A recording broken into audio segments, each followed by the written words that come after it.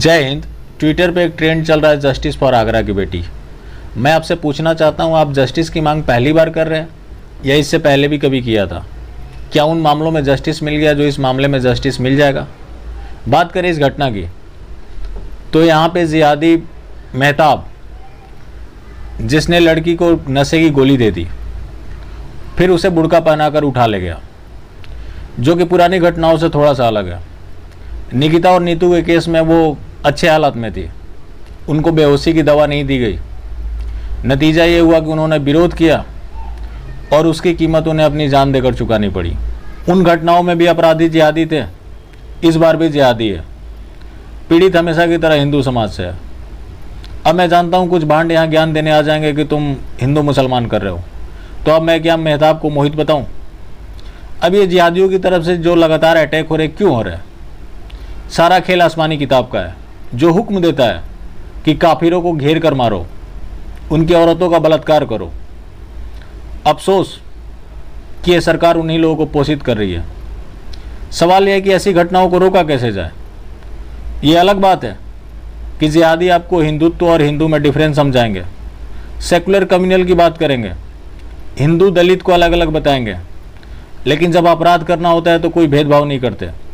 दिल्ली दंगा हुआ तो उसमें भी कोई भेदभाव नहीं किया गया, सारे काफिरों के घर जलाए गए। थूक कर रोटी बनाना हो, उसमें भी कोई भेदभाव नहीं करते, लेकिन आपको बांटने के लिए ज़रूर भेदभाव करते हैं ताकि उनका एजेंडा चलता रहे। बात है कि ऐसी घटनाओं को रोका कैसे जाए। सरकार की तरफ से अब कोई उम्मीद ना रखें, क्योंकि इस सरकार को भरोसा जीतना है, जो कि कई बार हम इसका जिक्र कर चुके हैं।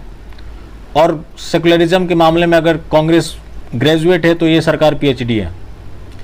इसे हिंदुओं की ज़रूरत है तब जब चुनाव हो या फिर विपक्ष में हो।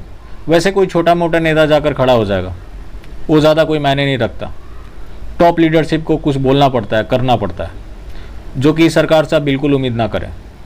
मेरी बातें ज़रूर आपको कड़वी लग रही होंगी।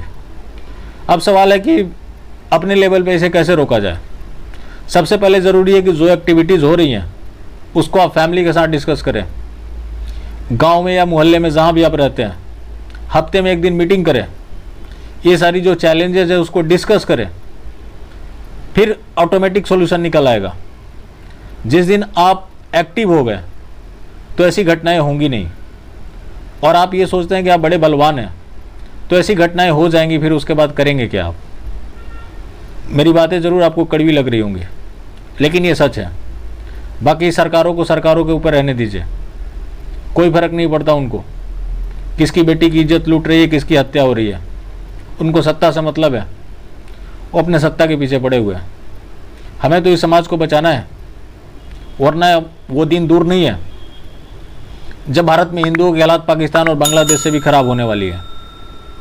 बाकी क्या कहें, फिर मिलते हैं। जय हिंद।